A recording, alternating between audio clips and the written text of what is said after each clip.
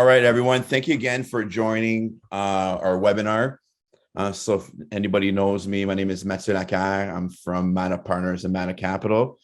And essentially, we've been investing in U.S. real estate for at least 7-8 years now. And we put on these series to help you invest in U.S. real estate. And I basically bring on people that are part of our team that help people out, immigration or taxes and so forth with the U.S. So tonight we have Lauren Cohen, and she'll be kind of going through the important stuff when you're spending time in the U.S., because there's a whole bunch of things that, crossing the border is easy, but there could be some tax implications. Well, not that easy anymore, is it? True. 25 tests, whatever. Yes. But also like crossing the border, if you spend too much time in the U.S., there can be some tax implication and stuff like that. So so she'll kind of go through that tonight. So I'll let Lauren take over the show. Welcome, Lauren. Thank you. Hi, everybody. Thanks, Matt. You say your name so much better than mine than I do. When I speak French, it sounds like a Anglophone speaking French. And lately I've been learning Spanish because I have all of a sudden all of these Spanish speaking clients. So, and living in Florida, which is where I live now, Spanish is important, so is Portuguese, but Spanish is super important. So I'll introduce myself. I'm Lauren Cohen, and I actually think I met Matt through Elliot, right? Didn't I? Did I? I'm not too sure. I don't think so. We started talking, and then we realized we knew Elliot. Yeah, I think so. So Matt's buddy Elliot, my tax guy, thank God, lives literally 5 minutes from me. He got his E2 visa in August, and we helped him buy his house. I am a licensed lawyer both in Ontario and in the US, and I'm also a licensed realtor here in Florida. We're also franchise brokers. So we basically cover everything from soup to nuts, or A to Z, as they say in Canada. And I'm originally from the GTA. I grew up in Thornhill, and I've been here in Florida for 21 years. And I help people do a couple of things. The first and most relevant for people like Matt that aren't planning to move to the US is helping them set up their structure in the US for investment. So I work very closely with Elliot Malek, who probably many of you know. And literally, I don't do anything without Elliot's blessing, including my own taxes. And we help people figure out how to invest in U.S. real estate the correct way, so that you don't have to pay double taxation if you're staying in Canada and or if you're moving to the U.S. We also help people accomplish immigration strategies through real estate and business investment. My signature program is called How to Immigrate Through Real Estate. And I really enjoy working with Canadians. I've been extraordinarily busy in the past 4 to 6 months, I guess, because so many of my fellow Canadians are frustrated and realize that it's time to either at least invest, but also to make a move. And it's a great time to do that. And it's a very interesting day today, because for those of you that have ever heard of something called EB-5, which is a US program that raises capital from foreign nationals, not tons of Canadians invested in it because Canadians have the E2, which we'll talk about in a minute. But EB-5 is a program where you invested up until 4 p.m. today, $500,000 or $1 million in, depending on the location, in a US business, created at least 10 new permanent full-time jobs, and secured a green card as a result. That amount is, it's actually like changing now because Biden is signing the omnibus bill, and the amount is going up from 500 to 800,000 at a minimum, and 1.05 million, don't ask me why, in certain areas. So we actually worked with a Quebecois client of mine who was doing an E2, and I spoke to him Saturday night, and I said, maybe you should think about this green card. So literally at 1 p.m. yesterday, Eastern, he said, okay, I want to do this. And we had the case filed by 11 a.m. I can't honestly believe that we did it, but we did. So I really have an amazing team, and I'm very grateful. So it's a lot of fun doing this. So if you want to now invest in a green card, it's going to cost you $800,000, but there are definitely other ways to get green cards, especially for Canadians. So what we're going to do today is talk mostly about immigration strategies, it's 800 now at the base and 1.05 depending on location. So we're going to talk about some investing strategies and immigration strategies, but for the most part, we're going to focus on the immigration piece. Now, if you want to do just real estate investing, we'll put a link in the chat to learn about what we do for that. And we also just launched a course called the Investing Across Borders On Demand course, which we will also share at the end of the session with you, because so many people weren't quite ready to make the move, but wanted to learn about real estate investing, about other business options. You know, I find that the biggest challenge, I was interviewed on a radio show today, and the gentleman asked me, what's the biggest challenge that you see people facing? That's right, 800,000, Michael. The biggest challenge that people face is not knowing how to take that first step. There's kind of two biggest challenges: not knowing how to take the first step and not hiring the right people to help you take that step. So taking the wrong step, setting up the wrong entities, ending up paying the CRA or the IRS all of your money that you're bothering to make from these business investments or real estate investments. So I'm going to go ahead and share my screen. I'm not going to talk for really long because I thought it would be a good idea to speak to have a Q&A session, more interactive. And, you know, I've known Matt since the beginning of COVID, pretty much, I think, right, Matt? Give or take. Like half my world. So it's an interesting time for sure. So what is the fastest, easiest way to invest in and immigrate to the USA? Now, people I know are going to ask me for these slides, and I don't share my slides. We do have certain slides that are available as a download, and I will give all of those to you at the end, but I don't share the actual slides. Hi, Ludi. Nice to see you. Nice. Thanks for coming. So Hey, Lauren. Thank you. Obviously, I have to make this disclaimer because I am a lawyer and a realtor, and I'm not an investment advisor, but this is not legal advice. We are just sharing information, general information, not giving you advice on taking any action or anything like that. And that's really important. So please don't rely on this as, you know, the gospel. Happy to set up a consult with you on a separate occasion and discuss your specific circumstances and how to move you through it. Okay, so this is just a little bit about me. As I said, I'm from Toronto. I'm now in South Florida. I'm a dual citizen. I originally came in through employment. I got a green card through my employer, and I then became a citizen in 2012 when my son was 2.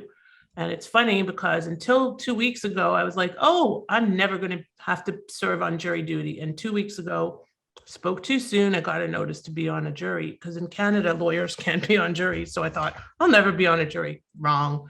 Anyway, I have an 11-year-old son. I have 2 dogs, and my family is still in Toronto. And I personally overcame a major challenge during my own visa process. And that is, and you guys are going to be like, wow, that is that my ex-husband was deported on the way back from our honeymoon. We went to Thailand. We came back through Chicago O'Hare Airport, and he was expeditiously removed, put in immigration jail, subsequently deported. And they said to me, you can go home, but he's not going anywhere with you. So that was a very interesting experience, to say the least, harrowing, embarrassing. I didn't know what to do. I was hysterical, but it also pushed me into the direction of making sure that others didn't face a similar fate, which is really what prompted me to become an immigration lawyer and an immigration concierge. Because what I do is much more than an immigration lawyer. Our team handles everything that you need, from finding the business, vetting the business, investing in real estate, getting your business plan together, setting up your entities, getting your visa, and everything all the way through to renewal and potentially a green card. I'm an international lawyer, a realtor, and a cross-border expert. I truly am.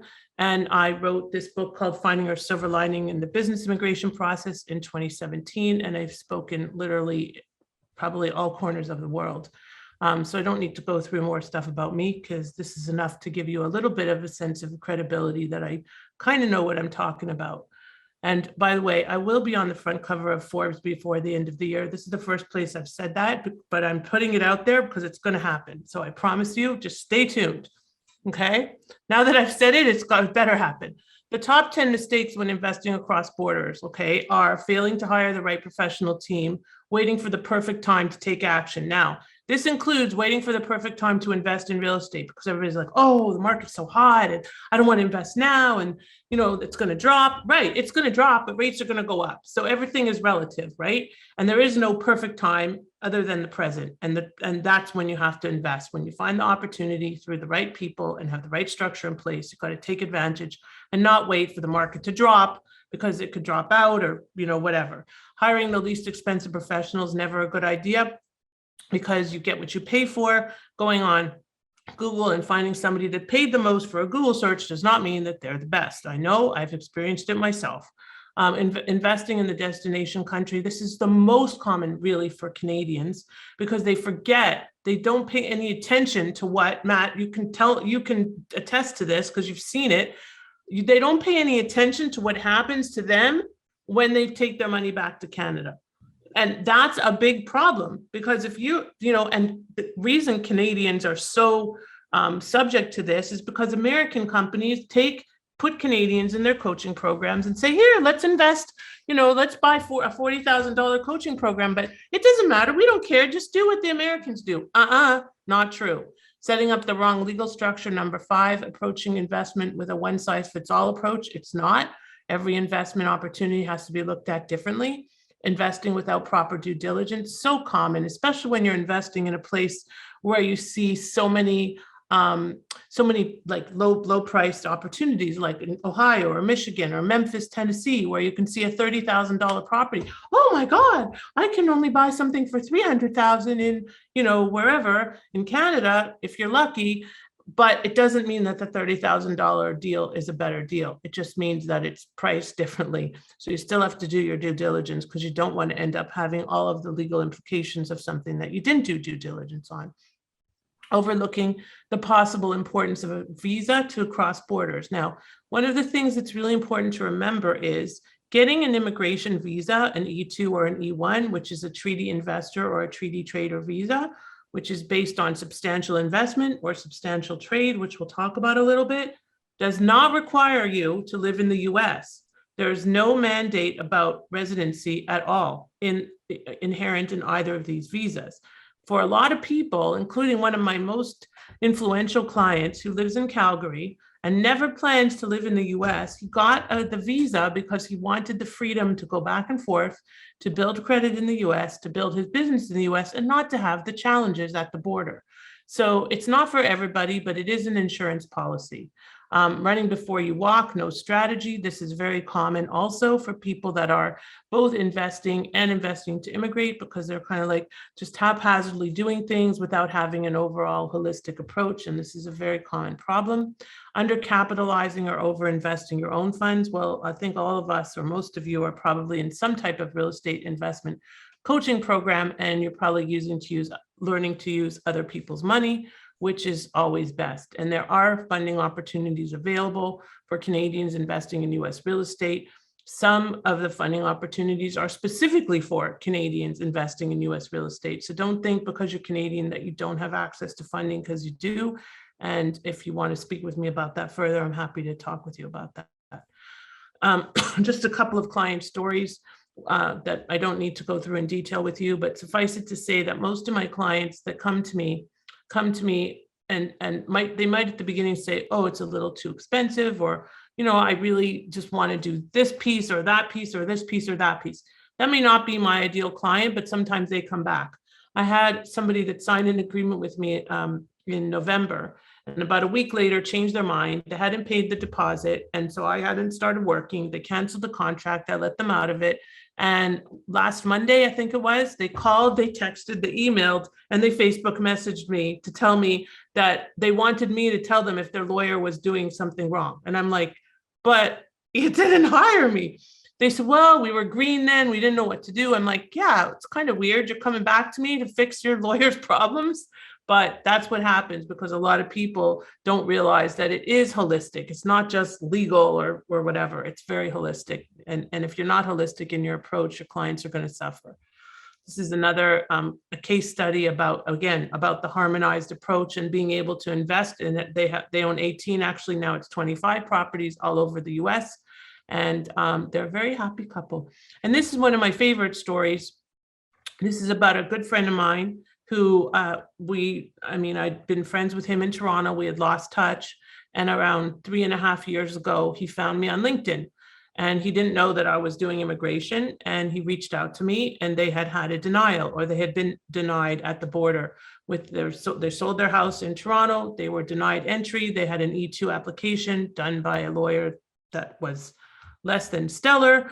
And they were denied. They had their dogs, their birds. I mean, they were moving, not so much. So they were denied. They went to stay in his mom's condo, and we got the denial overturned. And now they're in the process of doing a renewal. And happier, as you can see, he's a very happy guy. He said, I'm never going back to Canada. Okay, no problem. So what's in it for you? There are some key advantages of a US business visa. I mentioned some of them. Investing in and moving to the US is much closer than it appears. Now, this second one, avoid the winter, is not going to be relevant for much longer, but it sort of is, because the winter is going to come again, right?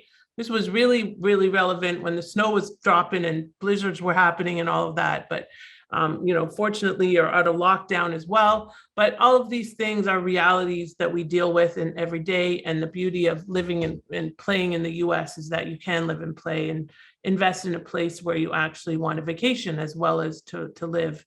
And you'll always have sunshine. This slide is about the main visas. I'm not going to go through all of them in detail, but suffice it to say that the most common ones that we deal with here at Investing Across Borders are the E2, which is based on investment. Generally, it's a substantial investment in a non-marginal business. And what does that mean? Yeah, it's subject to interpretation. I generally will not take a case that's under 100,000 worth of investment. And marginality is based on your return every year and making sure that you're hiring people.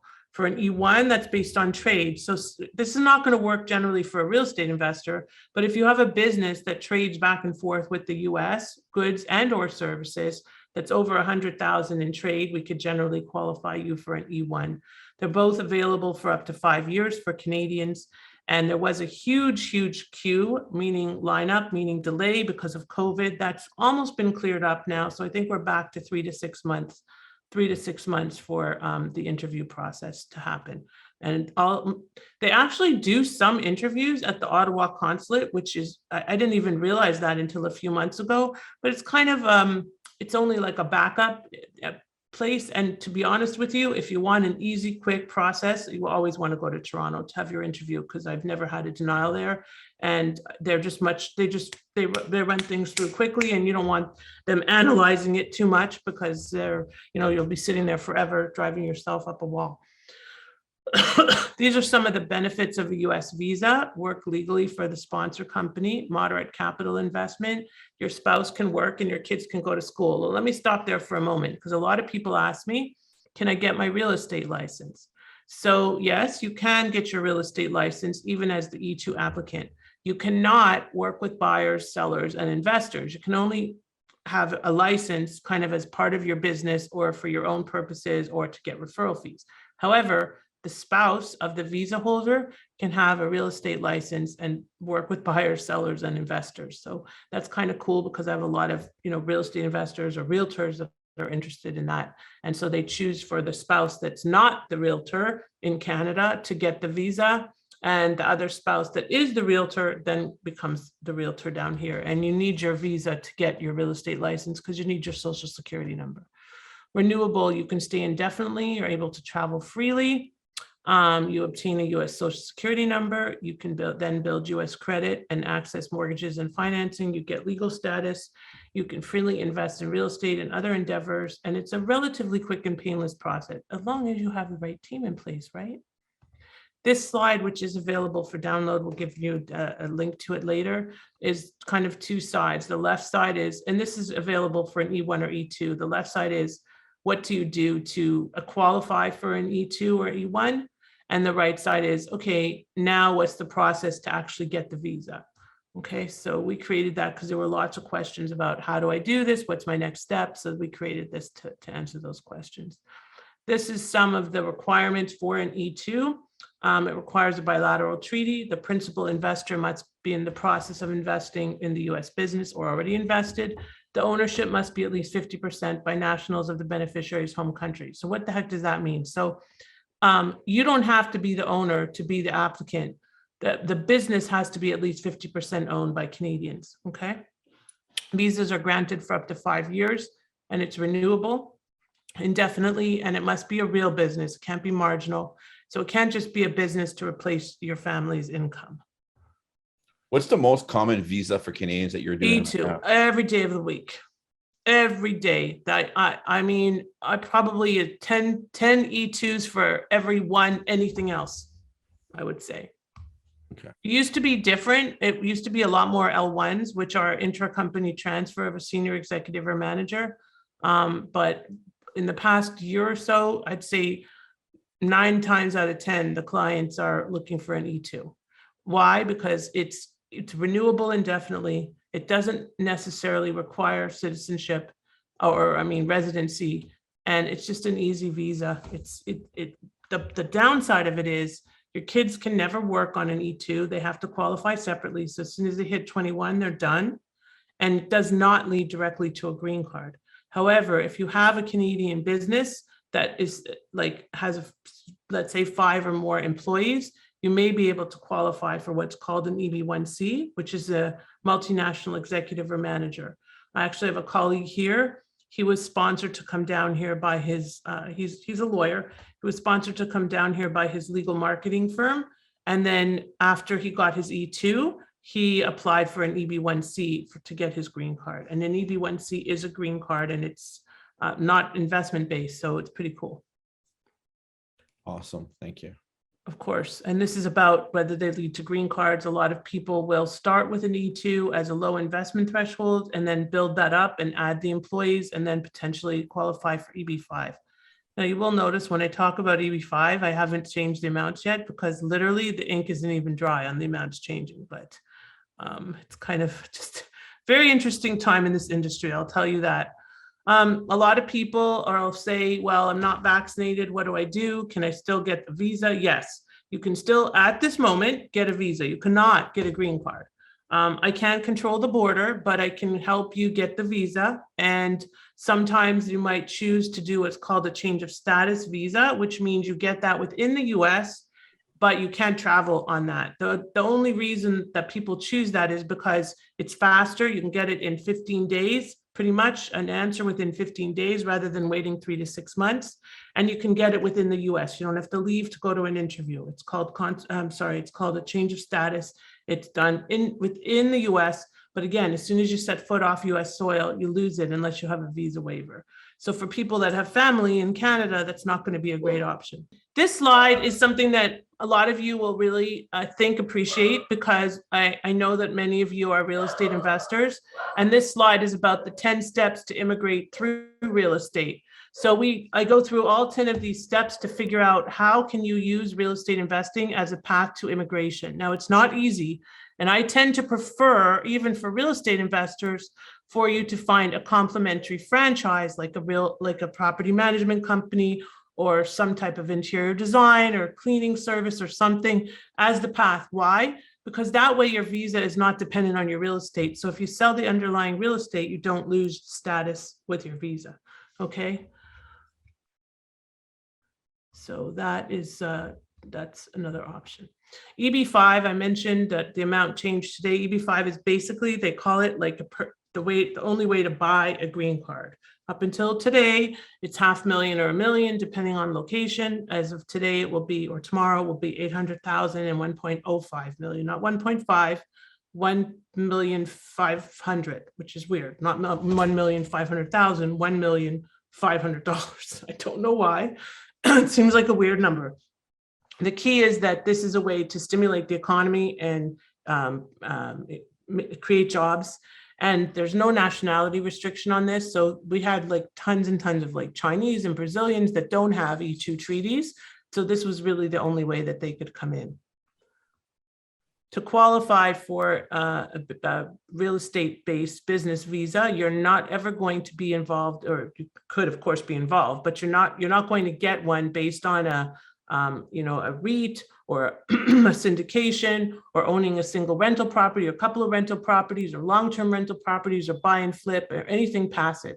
It has to be an active business. Now, if you own or run or are the general partner, like some people on this call, of a syndication or of a real estate investment trust or something like that, that's a different story, because then you're running a business.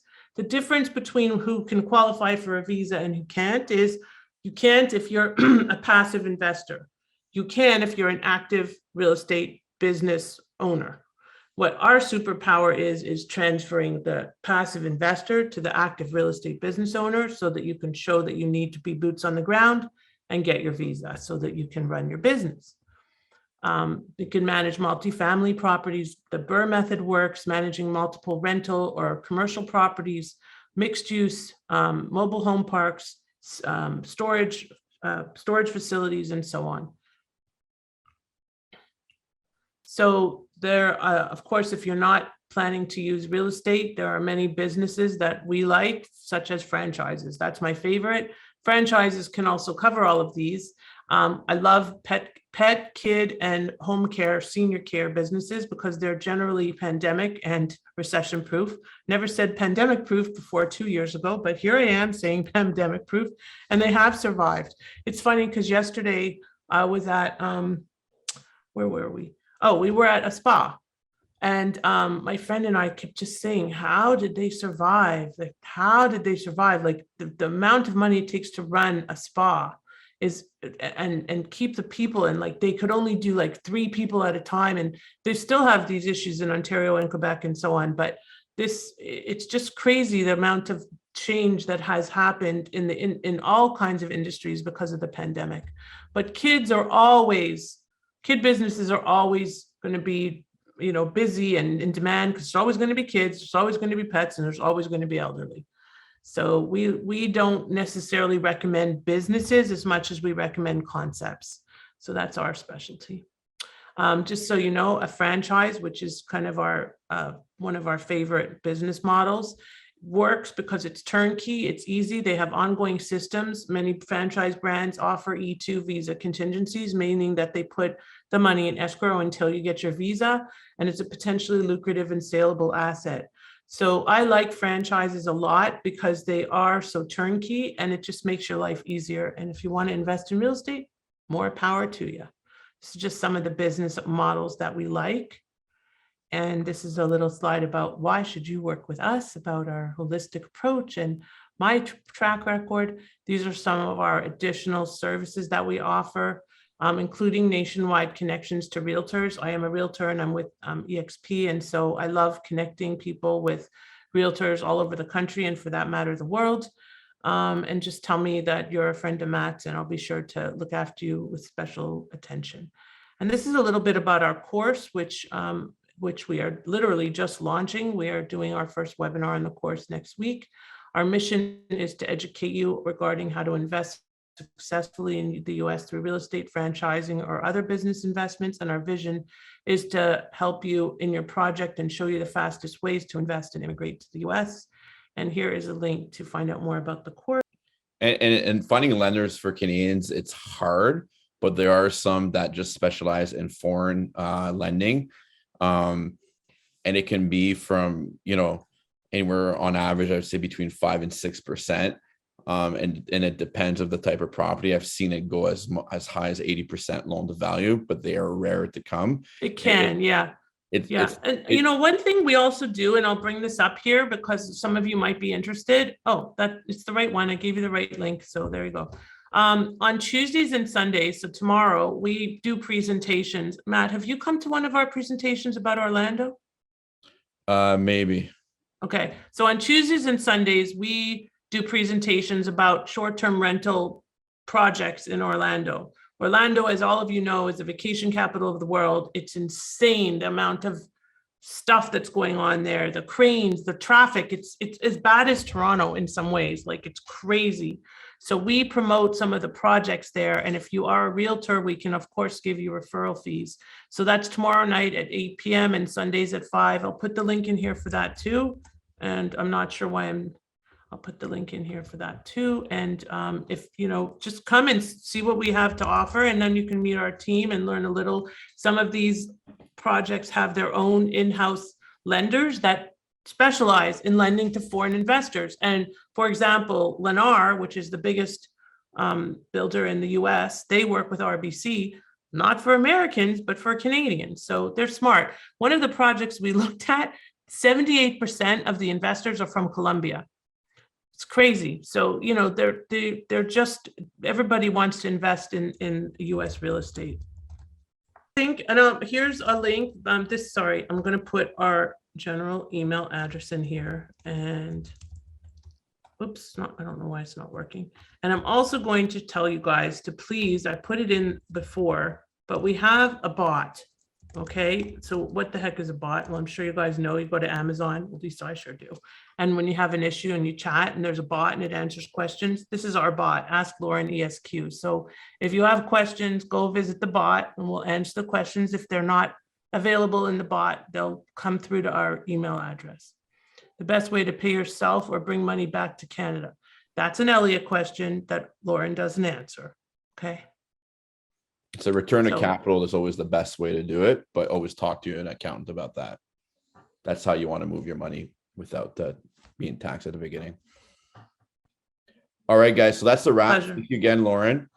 And who wants to stay on, you guys can stay on. We'll network for another half an hour, 40 minutes if you guys want to. But again, thank you so much, Lauren.